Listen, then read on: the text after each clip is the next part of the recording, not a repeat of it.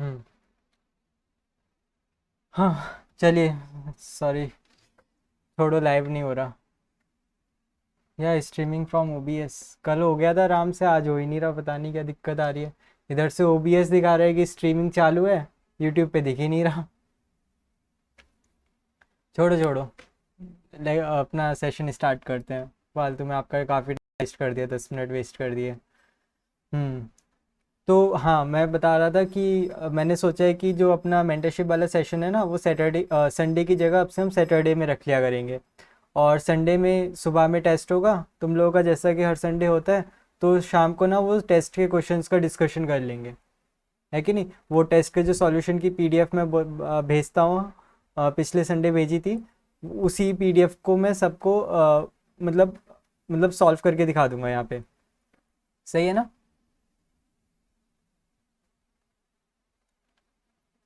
या और last Sunday का तो काफ़ी आसान टेस्ट था, उसमें फुल मार्क्स भी आए कुछ बच्चों के। ठीक है। कल का टेस्ट जो है ना, वो मैंने अच्छा खासा बनाया है, लेवल उसका ठीक ठाक रखा है। तो कल के टेस्ट को ज़रूर से देना। हम्म। चलिए फिर, अब एक एक करके शुरुआत करते हैं। सबसे पहले कौन आना चाहेगा, हैंड रेस कर दीजिए।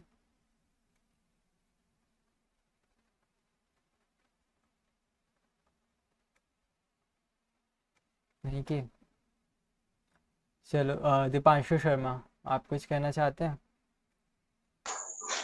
भैया मेरा कल का भी बचा वो क्वेश्चन था इंजीनियरिंग मैथमेटिक्स का, वो बीच हाँ में से। हाँ यार, वो बीच में से ही हरकतें हो गई थी। इंजीनियरिंग मैथमेटिक्स का तो आपका वो था कि आप पॉलिटिक्स के थे, हाँ। पॉलिटिक्स के क्या बोल रहे हो, सॉरी। पॉलिटेक्निक के स्टूडेंट हो। आपने 11+12 में मैथ्स पढ़ा था, पर उसके बाद से आपका 2 साल से कांटेक्ट नहीं हुआ, इसलिए आप मैथ्स को भूल गए। यही डाउट था ना आपका। जी जी भैया यही था। हाँ। तो ना आई थिंक आपको क्या करना चाहिए कि जो 11th और 12th की मैथ्स की एनसीईआरटी है ना, उसमें ना कुछ कुछ चैप्टर्स है, उन चैप्टर्स की थ्योरी और केवल सॉल्व्ड एग्जांपल देख लो। उससे क्या होगा ना कि आपका ना रिकैप हो जाएगा, और वो कौन कौन से चैप्टर्स आपको देखने हैं उसकी ना मैं एक डेडिकेटेड वीडियो बनाने वाला हूँ कल। तो उसमें मैं पूरा बता दूंगा। बाकी अभी मेरे को जितना याद आ रहा है, मैट्रिक्स, डिटर्मिनेंट, इन दोनों चैप्टर्स को आपको देखना है। इसमें आपको पहले डिटर्मिनेंट देखना है, उसके बाद मैट्रिक्स देखना है। डिफ्रेंशिएशन बिल्कुल देखना है, क्योंकि इंजीनियरिंग मैथमेटिक्स में डिफ्रेंशिएशन का बहुत अच्छा खासा रोल है, और डिफ्रेंशिएशन कोई भी टीचर पढ़ाता नहीं है। मैं ईएम के लिए इंटीग्रेशन आपको देखना है। ठीक है। इसके अलावा क्वाड्रेटिक इक्वेशन में जो रूट्स वाला पोर्शन है वो आपको देखना है। पॉलिनॉमियल आपको देखना है। ट्रिग्नोमेट्रिक फंक्शंस आपको देखने हैं। ठीक है, बहुत इंपॉर्टेंट है, एप्टीट्यूड के लिए भी और ईएम के लिए भी। इन्वर्स ट्रिग्नोमेट्रिक फंक्शंस आपको देखते हैं, एप्टीट्यूड में कभी कभी इस्तेमाल हो जाता है, हाइट एंड डिस्टेंस वगैरह वाले क्वेश्चंस आ जाते हैं। ठीक है। तो ये जो चैप्टर्स हैं, ये आपको 11 और 12 की किताब से उसकी थ्योरी और केवल सॉल्व एग्जाम्पल देख लेना। ज़्यादा टाइम नहीं लगेगा, 2-2.5 घंटे में एक चैप्टर आराम से कंप्लीट हो जाएगा। और इसका फ़ायदा क्या है कि आपका जो भी 11 और 12 का बेस आपका मिसिंग लग रहा था ना, वो सारा बेस वापस से आ जाएगा। ठीक है। ठीक है भैया। या बाकी ना, कल परसों में वीडियो आएगी ना, उसको देख लेना, उसमें पूरा डिटेल में बताऊंगा इसी बारे में। ओके, और भैया मेरा एक और डाउट हम्म। था। अभी मैं फिलहाल में मुझको 10-15 दिन हुए, मैं थ्योरी ऑफ कंप्यूटेशन की और कंप्यूटर ऑर्गेनाइजेशन के सारे मैंने पीवाई को कर लिए थे। अब लेकिन मैं सोच भी रहा था कि टेस्ट दे दूं, लेकिन देने से पहले ऐसा लग रहा है उसमें डर लग रहा है कहीं उसमें आगे मेरे मार्क्स ही ना आए। उस चीज को कैसे हम टैकल करें। देखो, टेस्ट दो, पर टेस्ट ना रिवाइज करके देना। ठीक है। ऑल्दो तुम्हें वो सब्जेक्ट बहुत अच्छे से आता है, फिर भी उस सब्जेक्ट का ना बिना रिवीजन के टेस्ट मत देना। ठीक है। जब टेस्ट दे रहे हो ना, उसके पहले ऊपर ऊपर से थ्योरली सारी चीज़ें रिकैप कर ली, फिर उसके बाद टेस्ट दिया। अगर बिना रिकैप करे टेस्ट दोगे ना, तो ऑब्वियसली कुछ क्वेश्चंस जो तुम्हें आते होंगे, वो भी तुम किसी ना किसी तरीके से सिली मिस्टेक से, या फिर तुम्हें फॉर्मूला वो वहाँ पे याद नहीं आएगा, कुछ तरीके से वो क्वेश्चंस वो गलत हो जाएंगे, and you will lose your confidence. तो सब्जेक्ट्स अच्छे से भी आते हैं तो भी रिवाइज करके टेस्ट देना। बाकी टेस्ट देना is a good thing, test देने से ही पता चलेगा कि तुम्हें कॉन्सेप्ट आते कितने अच्छी तरीके से है, तो वो कुछ डर नहीं है ना। हाँ हाँ हाँ, वो ये इतना होता है कि हाँ अगर मैं रिवाइज करता हूँ, अगर मेरा 3-4 घंटे भी रिवाइज कर लिया, थोड़ा क्वेश्चन वगैरह लगा लिए, तो 70 से 80% पीवाईक्यू बन जाते हैं। 20% वो बनते ही नहीं है, उनका वीडियो सॉल्यूशन देखना ही पड़ता है, वो तभी समझ में आते हैं, उससे पहले समझ ही नहीं आते वो। कोई प्रॉब्लम नहीं है, 100% पी फर्स्ट टाइम में किसी से भी नहीं बनते। ठीक है, आप समझ रहे हो कि वो गेट के ओरिजिनल क्वेश्चन है, अगर वो सबसे पहली बार में बनने लगे तो फिर गेट की क्रेडिबिलिटी क्या रह जाएगी, है कि नहीं। तो कोई इशू नहीं है, अगर 70% पी फर्स्ट टाइम में बन रहे हैं then it is a very good thing. And and हाँ, जो क्वेश्चंस बन भी रहे हो ना उनकी भी वीडियो सॉल्यूशन एक बार देख ही लेना, क्योंकि P Y Q is not like कि आपके सामने क्वेश्चन आया और आपने उसका सॉल्यूशन निकाल दिया। वो सिर्फ इतना नहीं होता, पी वाई क्यू एक खुद में एक कॉन्सेप्ट होता है, वो पूरा एक कॉन्सेप्ट सिखाता है पी वाई क्यू, है कि नहीं। हाँ भैया, आप जैसे पीवाईक्यू सॉल्व करते थे, जैसे आप सॉल्व करके हम्म। करते करते चल रहे हैं क्वेश्चन को, तो क्या आप उनको संभाल के रखते थे कि अगर कोई मेरे को बाद में ही दोबारा से नहीं बना तो मैं देख लूँ, या फिर बस सॉल्व करा और रख दिया? नहीं, मैंने जब पहली बार पी वाई क्यू सॉल्व किए थे तब तो रफली किया था, क्योंकि पहली बार में तो पी वाई क्यू ऐसे सॉल्व किए थे कि आज जितना पढ़ लिया कल जितना पढ़ लिया तो उसके हिसाब से क्वेश्चन सॉल्व कर लिए, तो 3-4 क्वेश्चन सॉल्व हो गए। फिर उसके बाद पढ़ना चालू कर दिया, फिर उसके बाद 5-6 क्वेश्चन सॉल्व हो गए। तो पहली बार में तो ऐसा रफली कर लिया था। पर जब साइकिल 2 में कर रहा था मैं, तो मैंने पी वाई क्यू एक प्रॉपर एक नोटबुक में सॉल्व किए थे, क्योंकि उस टाइम पे मैंने लगातार पी वाई क्यू सॉल्व किए थे ना। तो प्रॉपर नोटबुक पे पेज में बीच में लाइन खींच के इस तरफ इस तरफ इस तरफ इस तरफ ऐसे चार वो बना के प्रॉपर ऐसे लाइन से पी वाई क्यू सॉल्व किए थे सेकेंड टाइम। अच्छा भैया, सेकंड साइकिल आपने कब से स्टार्ट करी थी? मैंने की थी आई थिंक जुलाई अगस्त में की थी। सही टाइम पे करी थी आपने भैया, जुलाई अगस्त में। हाँ, क्योंकि मैंने गेट के सेकेंड मतलब गेट तो उस टाइम पे 1 फरवरी को, नहीं 15 फरवरी को शायद गेट का पेपर था 2024। तो मैंने उसके बाद ही तैयारी स्टार्ट कर दी थी अपनी, और थोड़े अच्छा, सब्जेक्ट पहले से भी हो रखे थे। क्योंकि क्या करता हूँ, पीवाई को मैंने सॉल्व कर ली, अब मैंने पेपर पर करे, तो पेपर कहाँ रखे हैं मुझे खुद को नहीं पता, मैं उसको चीज़ों गलती को सुधारना चाहता हूँ कि मैं ऐसा ना करूँ। पहली बार में तो ऐसा कर लो, कोई दिक्कत नहीं है, पर जब दूसरी बार पी वाई क्यू सॉल्व करो तो उसको एकदम प्रॉपर करो, ताकि तुम्हें बाद में खुद में फील आए कि भाई ये पी वाई क्यू ना मैंने लगाए हैं, है कि नहीं। मीन्स तुम्हारे वो पी वाई क्यू खुद की किताब बन जाए, इतने अच्छे से सॉल्व करो। तुम सोच रहे हो साइकिल 2 में तुम्हारे पास 2 दिन होंगे, पूरे पूरे 2 दिन। अब वो 2 दिन में तुम्हें क्या करना है, बस नोट्स को पढ़ना है और पी वाई क्यू और वर्कबुक के इंपॉर्टेंट क्वेश्चन सॉल्व करने हैं, बस ये 3 चीज़ें करनी है पूरे 2 दिन में। ना तो कोई लेक्चर देखना है, ना कोई नई चीज़ पढ़नी है, कुछ नहीं करनी, सिर्फ यही 3 चीज़ें करनी है, तो कितने अच्छे से कर सकते हो तुम, है कि नहीं। ठीक है भैया, ठीक हाँ। है। ओके।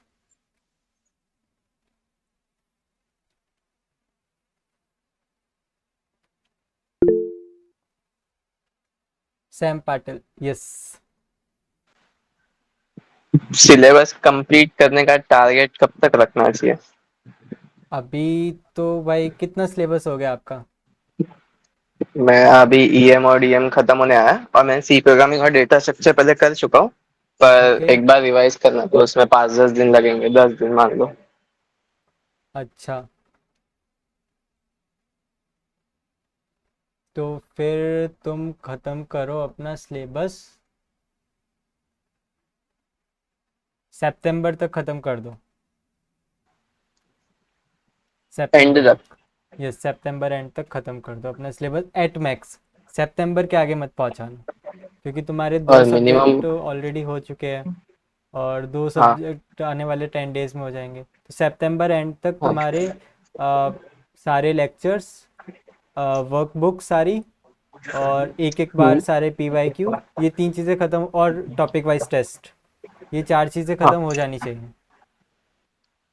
हाँ, टेस्ट मतलब टेस्ट में ही ज्यादा टाइम चले जाता है मेरा तो सबसे, क्योंकि गो टेस्ट में क्लासेस कैसे ने इस टाइम साल जाता है। इतनी सा मतलब हाँ। इतनी सारी टेस्ट रखी है ना इस साल तो और उन लोग के क्विज भी होता है ना, तो क्विज और टेस्ट में कुछ फर्क ही नहीं है, तो उसमें ही बहुत टाइम चला जाता है। कोई नहीं, जितना प्रैक्टिस करोगे उतना बढ़िया है। हाँ।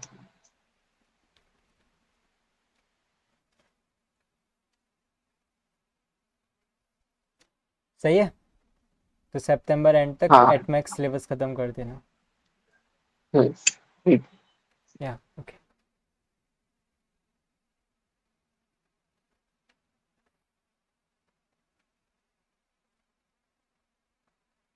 और कोई?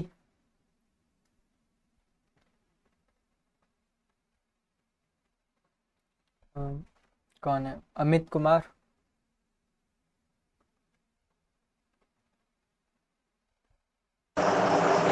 नो भैया, मैं पहली बार आया हूँ एक्चुअली मेरे सारे हाँ। डाउट कल ही क्लियर हो गए थे। बस मैं आया हूँ आज ये सुनने के लिए। हाँ हाँ हाँ, सही, कोई बात नहीं। अच्छे से पढ़ाई करो, ऑल द बेस्ट। यस। और कोई? हेलो। या या सुजित? यस, मैंने फर्स्ट टाइम सेशन ज्वाइन किया है एक्चुअली। या I am seeing you first time. Currently मैं फाइनल ईयर में हूँ एंड मैं अभी जॉब के साथ प्रिपेयर करने वाला हूँ। मैंने आपसे एक बार बात भी की थी टेलीग्राम पे। ओके। या तो मैंने मतलब लास्ट टाइम दिया था तो मेरा स्कोर अराउंड 40 था। एंड हम्म। मेरे सब्जेक्ट्स लास्ट टाइम मैंने सी टी एस एल को किया था एंड डिजिटल इलेक्ट्रॉनिक्स भी किया था। ओके। एंड इस बार अभी मतलब टी ओ सी सी डी पैरेलल में चल रहा है। हम्म। तो अभी मतलब कितना टाइम मैक्सिमम स्पेंड करना चाहिए सिलेबस कंप्लीशन पे एंड क्या स्ट्रैटेजी रहनी चाहिए? स्ट्रेटेजी, पहले तो अपना सिलेबस कंप्लीट करो जल्दी से जल्दी जितना हो सके। सिलेबस कंप्लीशन के साथ साथ अपने को वर्कशीट्स भी कंप्लीट करते हुए चलना है। ठीक है। ऐसा नहीं कि पहले अपन ने सब्जेक्ट्स कंप्लीट कर लिए फिर उसकी क्वेश्चन सॉल्विंग कर रहे हैं। नहीं, सिलेबस कंप्लीशन के साथ साथ वर्कशीट सॉल्व करते हुए चलना है। फिर जब एक बार सिलेबस कंप्लीट हो जाए उसके बाद में अपने अपने को रिवीजन स्टार्ट करना है, डेप्थ वाला। ठीक है। तो फर्स्ट थिंग इज कि ये सिलेबस जल्दी। वर्कशीट्स कहाँ पे या मिलेंगे? वर्कशीट्स ग्रुप पे मिल जाएंगी if you are not following any coaching. तो वर्कशीट्स आपको ग्रुप पे फाइल सेक्शन में जाके मिल जाएगी, वहाँ से आप डाउनलोड कर सकते हैं। ओके। या क्वेश्चन लेक्चर्स के साथ में problem solving is very very important, उसको स्किप मत करना जल्दी के चक्कर में। या एंड मतलब अभी मैं जैसे जॉब के साथ प्रिपेयर कर रहा हूँ एंड मैं गो क्लासेस को ही फॉलो कर रहा हूँ। तो ओके। उनका जैसे सिलेबस थोड़ा मतलब बहुत ज्यादा वास्ट है। सो मतलब हो पाएगा क्या पॉसिबल पूरा सिलेबस कवर करना? भाई वो तो खुद से पूछो यार तुम। बट गो क्लास के बारे में एक पॉजिटिव थिंग मैं बताता हूँ। गो क्लासेस ना अपने सारे लेक्चर्स पहले पहले ही दे देता है तुमको। है कि नहीं? लाइक इस टाइम पे हाँ। तुम्हारे पास सारे सब्जेक्ट्स के लेक्चर्स होंगे सारे, है ना? यस। तो ना अपनी खुद की प्लानिंग बनाओ, like how many total lectures I am having, है ना? तो और एक दिन में मैं कितने घंटे के लेक्चर्स कर पा रहा हूँ, है ना? तो मंडे टू फ्राइडे अपने लेक्चर्स के रखना, सैटरडे संडे फ्री रखना for revision and test purpose. तो मंडे टू फ्राइडे अगर तुम लेक्चर्स करो तो एक दिन में तुम्हारे ऊपर कितने लेक्चर्स पड़ेंगे कि तुम्हारा सिलेबस इस डेट तक, इस सर्टेन डेट तक ख़त्म हो जाए। तो उस हिसाब से अपना खुद का प्लानिंग बनाओ। ये तो। एक्चुअली या मेरा ये था कि मैं जैसे जॉब के साथ प्रिपेयर कर रहा हूँ तो सैटरडे संडे ज्यादा टाइम दे पाता हूँ लेक्चर्स के लिए। ओके। वीकडेज पे ओके, ज्यादा। You are doing good job. Oh I think you just yes yes. Took a drop. नहीं, ओके, तब तो ना ये मैं आई मेरा विल। प्लेसमेंट हो गया है तो अभी तक इंटर्नशिप था एंड अभी जुलाई से फुल टाइम हो जाएगा। Okay okay. Oh I remember, मैंने आपको वो वीडियो भी भेजी थी एक, how to prepare yes yes get yes. With along with job. या तो उसको उसमें मैंने पूरा बताया था ना कि कैसे कैसे प्रिपरेशन करनी है, वो आपने देखी? हाँ देखा था बट अभी कैसा मैंने टीओसी एंड कंपाइलर डिजाइन चालू किया तो उनके टीओसी में ही अराउंड 153 के अराउंड वीडियोस है। तो मेरे मतलब या 2 महीने से वही दोनों सब्जेक्ट्स ही गो चल रहे हैं क्लासेस इज़ तो वेरी वेरी जॉब के साथ। इनॉर्मस, वो बहुत ज़्यादा लार्ज है। Yes yes. तो तो वही मैं डिस्कस करना था कि हो पाएगा क्या, मतलब सितंबर अक्टूबर तक सिलेबस। भाई डिपेंड्स ऑन यू। मैं तो एक बात कहता हूँ कि अभी तुम्हारे पास जितने टोटल नंबर ऑफ आवर्स बचे हैं ना लेक्चर्स के, वो सारे कैलकुलेट करो। फिर देखो सितंबर अक्टूबर तक तुम्हारे पास कितने वीक्स बचे हैं, और फिर डिवाइड करके हाँ देखो कि अगर तुम्हें सिलेबस कंप्लीट करना है तो एक वीक में तुम्हें कितने आवर्स ऑफ लेक्चर्स करने पड़ेंगे। फिर खुद से पूछो कि इतने आवर्स ऑफ लेक्चर्स मैं कर पाऊँगा कि नहीं कर पाऊँगा। अगर हाँ। बिल्कुल इम्पॉसिबल है करना, तो कुछ सब्जेक्ट्स गो क्लासेस से करो, एंड कुछ सब्जेक्ट्स के थोड़े अल्टरनेटिव सॉल्यूशन ढूंढ लो, है कि नहीं। ओके। लाइक कुछ सब्जेक्ट्स के थोड़े अल्टरनेटिव टीचर्स से कर लो। लाइक डिजिटल लॉजिक हो गया, the weightage of digital digital logic is. Logic मैंने लास्ट ईयर सीजे सर से पढ़ा था एंड मतलब 24 के जो अटेम्प्ट, सॉरी 25 के अटेम्प्ट में मतलब डिजिटल में फुल स्कोर आया था। तो वो वेरी तो नाइस। लास्ट टाइम हो गया था। हाँ तो and C okay. And D S भी मैंने पंकज सर से पढ़ा था तो उसमें भी मतलब सी डी एस में आ गए थे। बस अल्गो थोड़ा ट्रिक आया था इस बार तो उसमें मार्क्स नहीं बने। सही है। तो ना मतलब अब जैसे जो थोड़ा लेस इम्पोर्टेंट, लेस मतलब थोड़ा जिसके बाहर रिसोर्स, जिस सब्जेक्ट के बाहर रिसोर्सेज अच्छे से मिल जाएं, उन सब्जेक्ट्स के हम्म, दूसरे रिसोर्सेज फॉलो कर लेना। जस्ट इसलिए कि तुम्हारे number of lecture, hours of lectures थोड़े कम हो जाएं, है कि नहीं। जस्ट ये कि ब्लाइंडली होके लेक्चर्स को मत करना। पहले ना total number of lectures divided by total number of weeks करके देख लेना कि एक वीक में इतने आवर्स ऑफ लेक्चर्स करने पॉसिबल हैं या नहीं है। ओके। या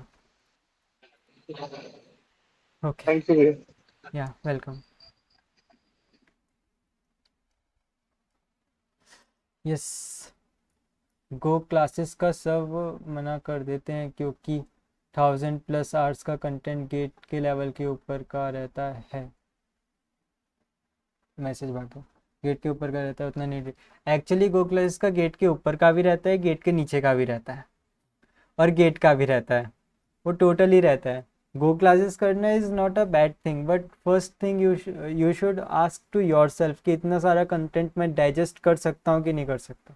अब ये ना कि like someone is enrolled in go classes, तो वो अपना इतना good amount of go classes की फ़ीस भी ठीक ठाक रहती है कि नहीं। अब वो इतना good amount of money go classes में ऑलरेडी इन्वेस्ट कर चुका है, तो इथिकली स्पीकिंग उसका खुद का मन करेगा कि मैं थोड़ा सा उसको फॉलो कर लूँ, कि जब मैं इतना अमाउंट इसमें इन्वेस्ट कर चुका हूँ तो बस यही था। बाकी गो क्लासेस का तो बिल्कुल भी मतलब बहुत ज़्यादा बड़ा है, मतलब इरेलेवेंट तो नहीं कहूँगा, पर मैं ये कहूँगा रिलेवेंट प्लस इरेलेवेंट दोनों रहता है गो क्लास का। उसको डाइजेस्ट करना सबके बस की बात है ही नहीं। लाइक अगर मैं उसको करूँ तो मैं तो फिर लेक्चर ही देखता रह जाऊँगा। 3 लेक्चर के बाद भूल ही जाऊँगा कि पहले लेक्चर में मैंने क्या पढ़ा था। आपने कहाँ से प्रिपरेशन किया? मैंने पीडब्ल्यू के खजाना से प्रिपरेशन किया था, अंकित सर एंड टीम से प्रिपरेशन किया था मैंने। यस। विनय पाल, यस। स्पीक विनय। भैया मैंने वो पिछली बार आपको पूछा भी था कि कौन सा कोचिंग ज्वाइन करूं। मैंने अपनी अपने अभी शुरुआत कर रहा हूं मैं प्रिपरेशन की। मैं 2027 में देने वाला हूं, तो कहाँ से करूं मैं? उस ट्वेंटी आपको ट्वेंटी पूछा था सेवन में मैंने। आपका थर्ड ईयर होगा, फोर्थ ईयर होगा? Third year. Okay, very nice. बहुत बढ़िया भाई। बिल्कुल, बहुत बहुत ही ज़्यादा अच्छे टाइम पे प्रिपरेशन स्टार्ट कर रहे हो। कुछ एक चीज़ करने के लिए बोलूँगा और है नहीं ना। कि अभी प्रिपरेशन के साथ में ना कोडिंग भी करो इस साल थोड़ी थोड़ी, ठीक है। लाइक थर्ड ईयर में थोड़ी प्रिपरेशन के साथ, अभी प्रिपरेशन के साथ में थोड़ी कोडिंग भी करो, ताकि जब फाइनल तुम्हारा फोर्थ ईयर का गेट हो जाए तो उसके बाद तुम्हें कोडिंग करना थोड़ा आसान पड़े, ठीक है। तो अभी गेट के लिए कोडिंग को एकदम छोड़ना मत। जो फाइनल ईयर के स्टूडेंट हैं उनके लिए तो यही है कि अभी कोडिंग वोडिंग सब छोड़ छाड़ के सिर्फ गेट की प्रिपरेशन करो।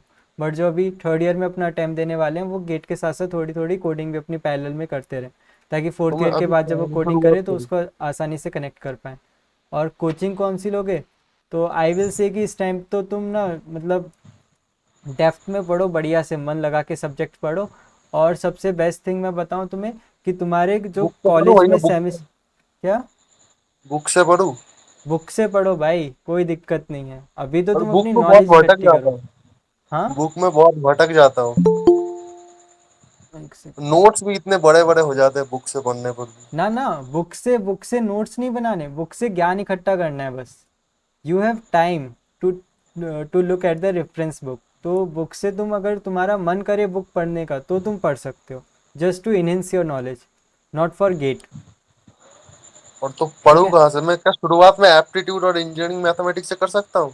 हाँ बिल्कुल, एप्टीट्यूड और इंजीनियरिंग मैथमेटिक्स से करो, शुरुआत तुम करो, मैं बताता हूँ। सी साइड में, प्रोग्रामिंग। हाँ, साइड में सी प्रोग्रामिंग और डीए से कर रहा हूँ। यस। हाँ। C programming, data structure, algorithm, aptitude और मैथमेटिक्स, इन 5 सब्जेक्ट पे फोकस रखो सबसे पहले। हम्म। ठीक है।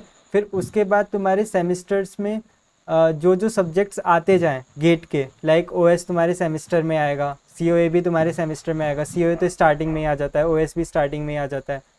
तो जब हाँ। सेमेस्टर्स में आते जाए ना, तो उनको साथ साथ में निपटाते रहना। मतलब जो सब्जेक्ट सेमेस्टर में आ गए गेट के, उसको तो उसी के साथ में निपटाना है।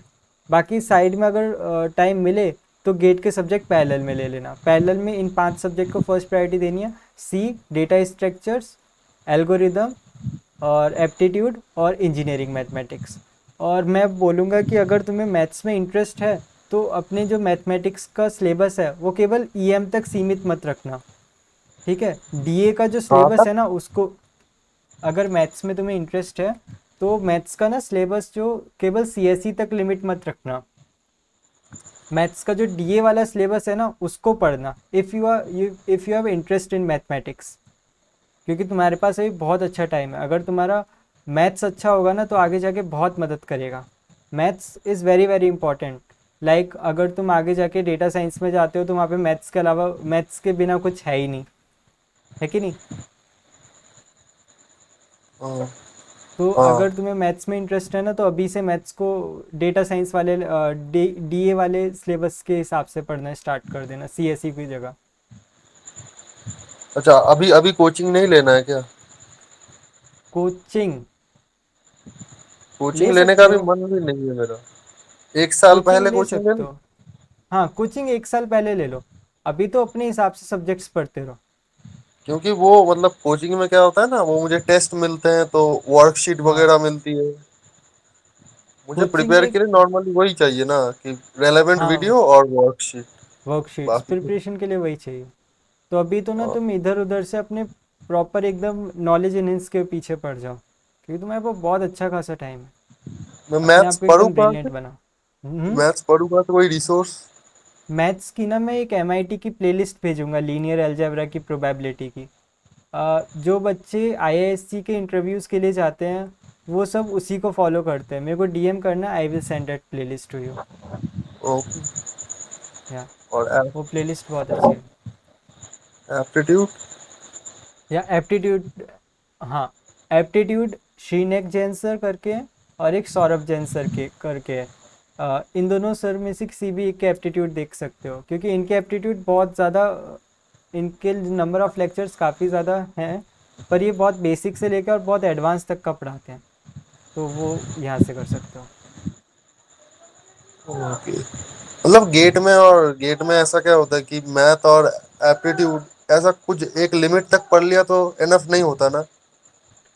एक्चुअली सीएसई मतलब में कितने लेवल ई, तक जाना चाहिए वही बोल रहा हूँ। हाँ, सीएसई में इंजीनियरिंग मैथमेटिक्स, इंजीनियरिंग मैथमेटिक्स का सिलेबस बहुत कम है। लाइक अपने 3 ही टॉपिक है बस सीएसई में। कैलकुलस, कैलकुलस भी बहुत लिमिटेड है, केवल सिंगल वेरिएबल कैलकुलस है, multi variable calculus, vector algebra, नहीं, ऐसा कुछ वेक्टर भी नहीं है अलजेब्रा अपने शायद पास। है, वेक्टर अलजेब्रा है। वेक्टर नहीं, अलजेब्रा नहीं है, वेक्टर हटा दी कैलकुलस है, गई है। वेक्टर कैलकुलस है। हाँ, sorry, vector vector calculus calculus. है, वेक्टर अलजेब्रा हाँ, हटा दी गई, वो पहले होते थे वेक्टर प्लेन्स वगैरह ये कैलकुलस। सब। ठीक है, ये सब हटा दिया गया है। और सिर्फ 3 ही टॉपिक है अपने, linear algebra, single variable calculus और प्रोबेबिलिटी। बस ये 3 टॉपिक है, इसके अलावा कुछ है ही नहीं ईएम में। पर डीए के सिलेबस में, बहुत कुछ है, like Laplace constant, Fourier series, सब कुछ है उसमें। और ये सारी चीज़ें बहुत इंपॉर्टेंट है अगर तुम्हें आगे जाके मशीन लर्निंग वगैरह एज अ करियर तुम्हें अडॉप्ट करना है। नहीं, मैं तो थर्ड तुम्हें, ईयर तक तो मेरा सीएसआईटी में ही प्लान है मेरा। फोर्थ ईयर में जब जाऊंगा, फोर्थ ईयर में एआईएमएल के सब्जेक्ट्स भी है मेरे कोर्स में, तो मैं फोर्थ ईयर में डीए का भी दूंगा। ये मैंने सोच के रखा है। हाँ तो अभी से अपनी मैथ्स तैयार कर लो, आगे जाके बहुत फ़ायदा मिलेगा, बहुत ज़्यादा। ओके। या ठीक है भाई। ओके, थैंक या वेलकम। Next chat. अभी मैं सभी सब्जेक्ट्स कवर करके नोट्स बना चुका हूँ खुद के। सीओए एप्टीट्यूड बचा है जिसको नहीं पढ़ा हूँ मैं। क्या मैं रैंक बूस्टर कोर्स ले लूँ या फिर फुल कोर्स की तरफ? नहीं नहीं, अगर तुम सारे सब्जेक्ट खुद से पढ़ के नोट्स बना चुके हो, उसके बाद ना तुम एक काम करो कि ना कुछ ना फुल लेंथ मॉक टेस्ट लगा के देखो, फुल सिलेबस वाले। फुल सिलेबस मॉक टेस्ट लगा के देखोगे ना, तो तुम्हें खुद को पता चल जाएगा कि तुमने जो खुद से पढ़ के नोट्स बनाए हैं, हाउ इफ़ेक्टिव दे आर। ठीक है, उन्होंने तुम्हें कितनी नॉलेज वो की है। अगर अगर तुम्हें क्वेश्चंस वहाँ पे समझ में आ रहे हैं और तुम फुल लेंथ मॉक टेस्ट में 40 मार्क्स 45 मार्क्स तक स्कोर कर पा रहे हो, इजी वाले में भी, तो तुम रैंक बूस्टर ले लो। और अगर तुम इजी वाले टेस्ट में 40 45 मार्क्स भी स्कोर नहीं कर पा रहे, तो फिर सोचने वाली बात है थोड़ी। ठीक है, सत्यवान सिंह।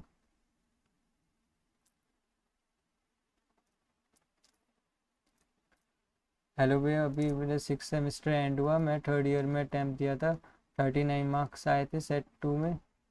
ओके, सेट 2 ठीक है। 6 7 सब्जेक्ट करके गया था, 0 रिवीजन अभी सर। अच्छा आपका, हाँ, rank booster, rank booster, full length नहीं, रैंक बूस्टर। रैंक इम्प्रूवमेंट वाले जो बैचेस होते हैं ना, उसमें इनरोल करो आप।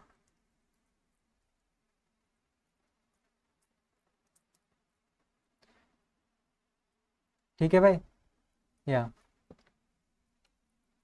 रैंक इम्प्रूवमेंट बैच करके आता है, हर एक कोचिंग का आता है, आप उसमें इनरोल कर सकते हैं। हाँ, जीएफजी कर लो,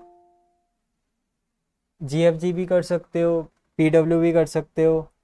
ठीक है, दोनों लगभग लगभग सेम ही चल रहे हैं अब इस समय पे, दोनों के पास बढ़िया टीचर्स हैं, तो किसी का भी कर सकते हो, पर रैंक इम्प्रूवमेंट वाला बैच ही करना।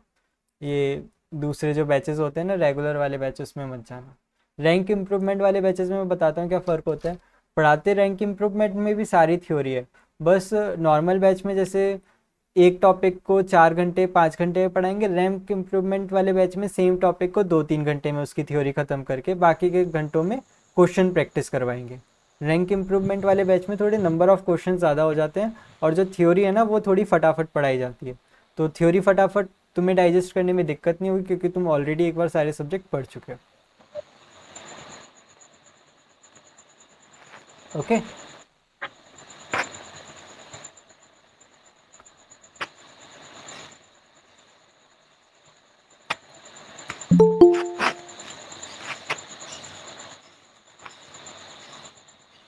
यस। कोई और?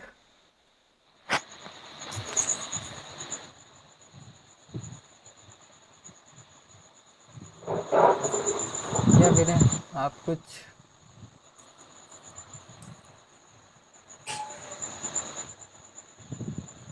भैया, आपके आईआईटी की काउंसलिंग हो गई? चल रही है भाई, अभी राउंड 2 का रिजल्ट आया, आपका वही कौन सोच सा रहा हूँ। जाने का प्रेफरेंस कौन सा है आपका? राउंड 2 में मेरे को कानपुर, खड़गपुर और गुवाहाटी, ये 3 की सीएससी मिली है, तो इन 3 में से कोई एक रिटेन करना है। वही सोच रहा हूँ, खड़गपुर या कानपुर, इन दोनों में से कोई रिटेन करूँगा। कानपुर मेरे घर के पास है, तो मोस्ट प्रोबेबली वही रिटेन करूँगा। राउंड 3 के बाद जो होता है वही होता है ना? वो नहीं फाइनल हो नहीं, जाता है क्या राउंड 3 में? नहीं नहीं, एक्चुअली इसमें ऐसा रहता है कि 5 राउंड्स होते हैं इसमें, नॉर्मल कोप में। 6 7 8 9 10 वो थोड़े अलग होते हैं। अब इसमें क्या रहता है कि 5 राउंड्स तक ना आप किसी भी सीट को रिटेन कर सकते हो। रिटेन का क्या मतलब है कि अभी मैं ये वाला ऑफ़र अपने पास रख लेता हूँ और नेक्स्ट वाले राउंड में पार्टिसिपेट करूँगा। पर जब हम 5 के बाद पहुँच जाते हैं 6th राउंड में, तो 6th राउंड में रिटेन का ऑप्शन हट जाता है, या तो सीट को एक्सेप्ट करो या तो रिजेक्ट करो। तो 5 के आगे जाना बहुत ज़्यादा रिस्की होता है, क्योंकि 5 के आगे जाने के लिए आपको सीट को रिजेक्ट करना पड़ेगा, और अगर आपने सीट को रिजेक्ट कर दिया और अगर आगे जाके कोई सीट आपको नहीं अलॉट हुई, then you are nothing, you are gone. On या तो 5 राउंड तक जो मिल जाए वही होता है मैक्सिमम तो फाइनल। सब लग भैया, आपको मिल या जाएगी अच्छी यार। थैंक्स यार, बस मिल जाए भैया। Can someone who got around 30 marks in 25 can get 80 plus in 26 with full hard work and consistency, assuming basic knowledge of सब। यस, बिल्कुल। अगर 30 मार्क्स आए हैं, ठीक है, मार्क्स से कुछ फ़र्क नहीं पड़ता कितने आए हैं, पर जब तुमने ये लिखा है ना basic knowledge of every subject, अगर तुम्हें बेसिक नॉलेज है हर सब्जेक्ट की और और तुम अच्छे से मेहनत करने के लिए तैयार हो कंसिस्टेंसी के साथ, तो तुम्हारे 80 प्लस आराम से आ जाएंगे। अब वो 80 प्लस लाने के लिए करना क्या है कि तुम्हें बेसिक नॉलेज तो है पहले से, अब तुम्हें अच्छे से पूरी डेप्थ में नॉलेज चाहिए। सारे नॉलेज के शॉर्ट नोट्स बनाओ, मतलब सारे नॉलेज के अपने सारे के लेक्चर्स देखो, फिर लेक्चर के नोट्स बनाओ, फिर नोट्स के शॉर्ट नोट्स बनाओ। जो 2 साइकिल की स्ट्रेटेजी थी अपनी उसको पूरी फॉलो करो, वर्कशीट्स को पूरे लगाओ, पीवाईक्यूज़ को साल में एटलीस्ट 2 टाइम्स लगाओ, सारे क्या बोलते हैं सारी टेस्ट सीरीज़ को अपनी कंप्लीट करो। अगर इतना करोगे तो 80 प्लस मार्क्स क्यों नहीं आएंगे, बिल्कुल आएंगे। नहीं, इट्स लाइक 8 मंथ्स बचे हैं, ऐसा कुछ नहीं है, मतलब कि 8 मंथ्स इज सफिशिएंट यार। अगर इफ अगर कोई इस समय भी स्टार्ट करे, इस समय भी अगर उसने कुछ नहीं करा, तो वो 8 मंथ में से 7th मंथ्स में आराम से अपना सिलेबस कंप्लीट कर सकता है। 7 महीने में गेट का सिलेबस आराम से किया जा सकता है। बस फ़र्क सिर्फ इतना है कि अगर हम आज से सिलेबस तैयार करना शुरू करेंगे तो हम थोड़े से सिलेक्टिव टॉपिक की तरफ ज़्यादा जाएंगे। कि अगर हम फरवरी से पढ़ते तो कंप्लीट सिलेबस पढ़ते, और अगर हम आज से पढ़ना शुरू करेंगे तो थोड़े सिलेक्टेड टॉपिक्स को पढ़ने के ऊपर ज़्यादा फोकस करेंगे। सिलेक्टेड टॉपिक्स का क्या मतलब है कि जिन सब्जेक्ट्स का वेटेज कम है, जिन टॉपिक्स का वेटेज कम है, उन टॉपिक्स को हम बाद के लिए छोड़ दें, और जिनका वेटेज ज़्यादा है उन टॉपिक्स को हम अभी कर लें, है ना। ऐसे सिलेक्टेड वाली पढ़ाई करेंगे अगर हम आज से पढ़ाई स्टार्ट करेंगे तो। बस इतना फ़र्क है, बाकी ज़्यादा कुछ फ़र्क नहीं है। 8 months is very very sufficient. Even मैंने अपने जब 3rd ईयर के अटेम्प्ट की तैयारी स्टार्ट की थी, तो मैंने तो अभी भी स्टार्ट नहीं की थी। ये आपका वेकेशन चल रहा है ना, मैं इस वेकेशन के बाद में जब कॉलेज को ज्वाइन किया था, उस टाइम पे मैंने अपनी प्रिपरेशन स्टार्ट की थी गेट की, एंड फॉर्चुनेटली मेरी 3rd ईयर में 710 रैंक आ गई।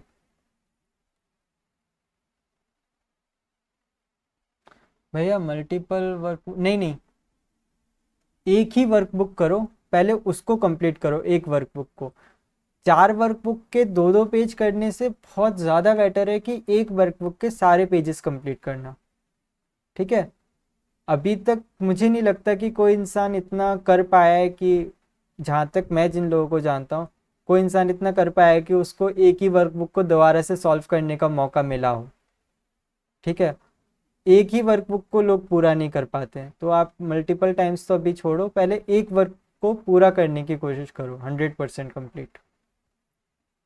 फिर जब वो कंप्लीट हो जाए तो उसके बाद आना, मिलते हैं।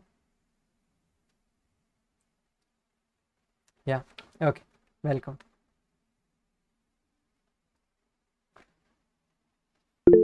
हेलो भैया। या हाय समर्थ। हाँ, अभी आपने जैसे कि मतलब बताया कि जब आपने 3rd ईयर में स्टार्ट किया था प्रिपरेशन करना, तो आप कह रहे हो कि मतलब आपने इस इसके बाद ही किया था, मतलब जैसे अभी वेकेशन चल रहा है आप कह रहे हो उसके बाद आपने स्टार्ट किया था। हम्म। तो उस टाइम आपका मतलब क्या माइंडसेट, किस माइंडसेट से आप पढ़ रहे थे, मतलब आपने, क्योंकि आपको पता था कि आपके पास टाइम कम है, तो आपने हम्म। कैसे प्रिपरेशन की? क्योंकि जैसे मैं तैयारी कर रहा हूँ तो अब मुझे ऐसा लगता है कि तो मेरे को पीवाईक्यूज सॉल्व करना, मतलब मेरे को नहीं लगता मैं वर्कशीट लगा पाऊंगा। मुझे लगता है कि मुझे सीधे पीवाईक्यूज में जंप करना पड़ेगा, क्योंकि मेरे को सिलेबस भी कंप्लीट करना है और क्वेश्चन प्रैक्टिस भी करनी है। तो मैं सोच रहा था कि पीवाईक्यूज सॉल्व सब्जेक्ट कंप्लीट होता है तो पीवाईक्यूज लगाऊं और फिर उसी सब्जेक्ट की टेस्ट सीरीज देना चालू कर दूं। सब्जेक्ट वाइज जैसे जैसे कंप्लीट होते जा रहा है। तो अब मुझे इस फेज में कैसे पढ़ना चाहिए, मतलब आपने उस टाइम कैसे पढ़ा था जब आपको पता था कि आपके पास टाइम कम है? उस टाइम पे सबसे पहले तो मैंने एक बैच ज्वाइन कर लिया था, ठीक है। अब वो हाँ। मैंने बैच ज्वाइन कर लिया, रैंक इम्प्रूवमेंट वाला बैच ज्वाइन किया था और मैं पहली बार पढ़ रहा था। पर वो बैच मैंने रैंक इम्प्रूवमेंट वाला इसलिए ज्वाइन किया ताकि मेरे को लगा कि इसमें थोड़ा जल्दी जल्दी पढ़ाएंगे तो थोड़ा जल्दी जल्दी सिलेबस हो जाएगा। पर उससे उस टाइम पे टीओसी चल रहा था बैच में। वो टीओसी कंप्लीट करने में मेरे को 15-20 दिन लग गए, उनके साथ में, लाइव के साथ में। फिर मुझे समझ में आ गया कि यार 4-5 5 महीने, 5 से 6 महीने सारे बचे हैं पेपर से पहले, और 20 दिन में मेरा एक हम्म, ही सब्जेक्ट हो पाया, तो फिर ऐसे तो हो ही नहीं पाएगा। तो उसके बाद ना हाँ मैंने वही, उसके बाद ना मैंने वो क्रैश कोर्स होता है यूट्यूब पे। क्रैश कोर्स में क्या रहता है ना कि बहुत ज़्यादा सिलेक्टेड कंटेंट पढ़ाते हैं और ज़्यादा डेप्थ में नहीं लेके हाँ जाते। हाँ जितना गेट में आता है ना हाँ। केवल उतना पढ़ाते हैं, और जिन टॉपिक से गेट में आने के ज़्यादा चांसेस रहते हैं केवल वहाँ से पढ़ाते हैं। तो मैंने फिर वो क्रैश कोर्स स्टार्ट कर दिया था।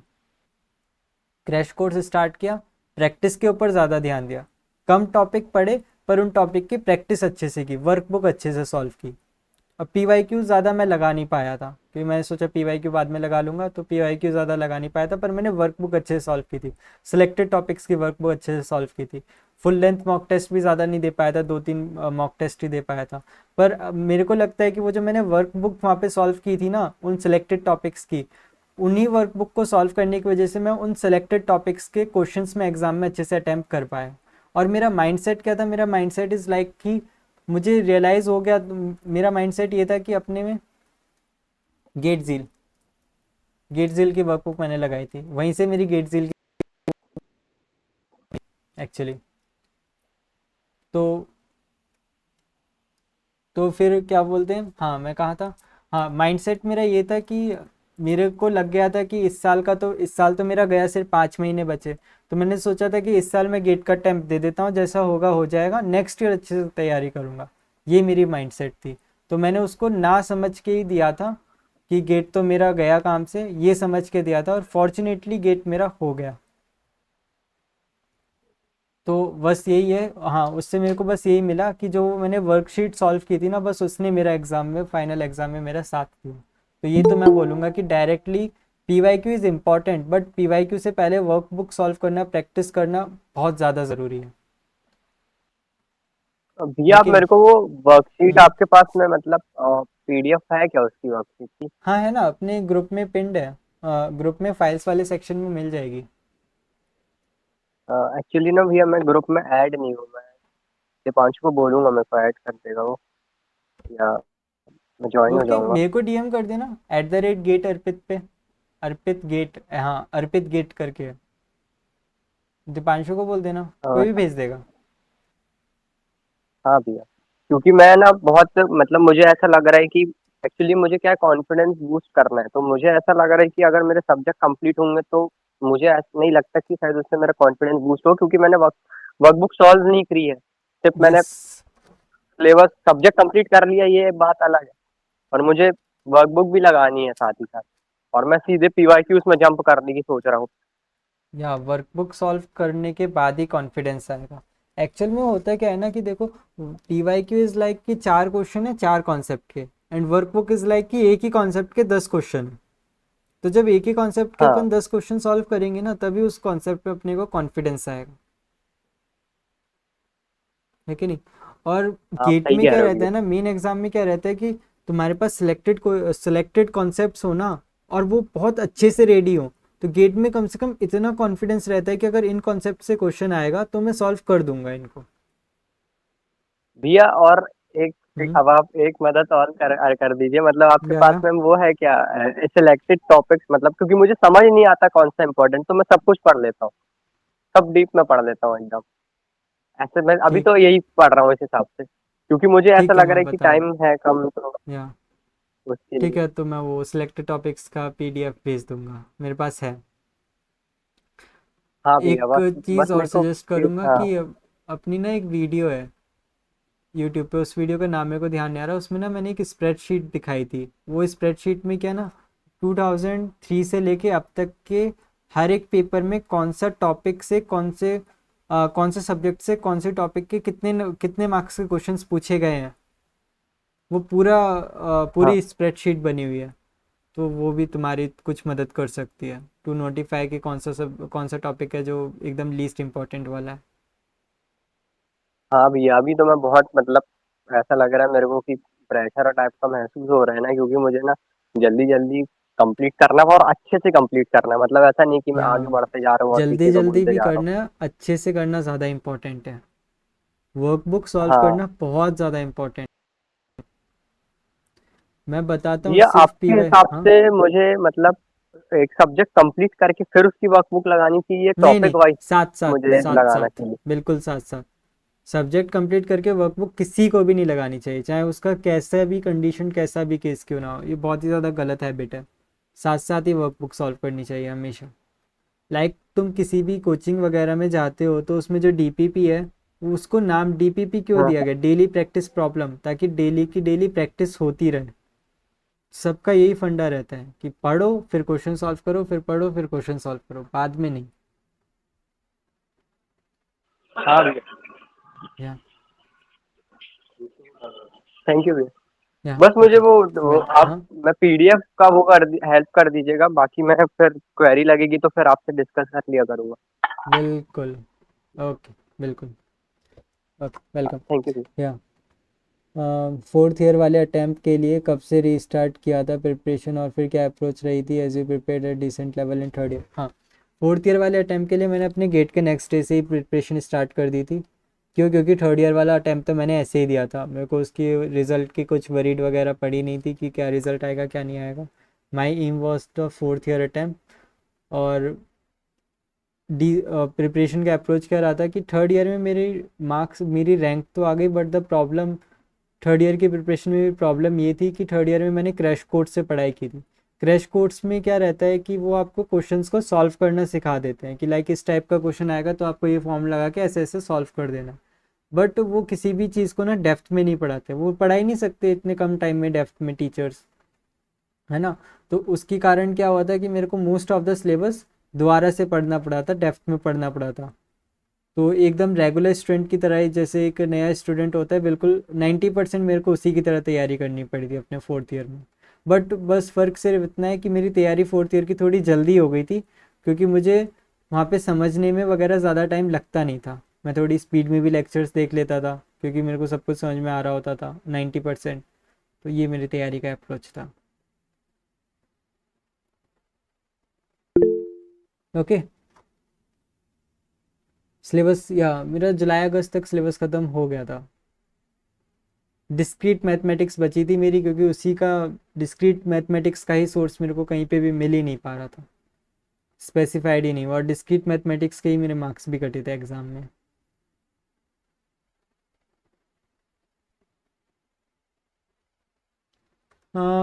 ये मैंने पूरी वो दो साइकिल जो मैंने वीडियो बनाई थी ना कि साइकिल 1 ऐसी होनी चाहिए, साइकिल 2 ऐसी होनी चाहिए, वो दोनों साइकिल मैंने फॉलो की थी अपनी प्रिपरेशन में। साइकिल 1 में मैंने अपने पीवाईक्यू, अपने नोट्स, अपने ये सारी चीज़ें कंप्लीट कर ली, फिर टेस्ट सीरीज़ भी कंप्लीट कर ली टॉपिक वाइज। और साइकिल 2 में मैंने अपना रिवीजन, सब्जेक्ट वाइज टेस्ट और पीवाईक्यू दूसरी बार ऐसे करके कंप्लीट कर लिए थे। और फिर उसके बाद में तो यूट्यूब पे जो सेशंस वगैरह आते रहते हैं, महाअभ्यास वगैरह, ये सब उन्हीं के ऊपर था। या हाय, या अमिटो,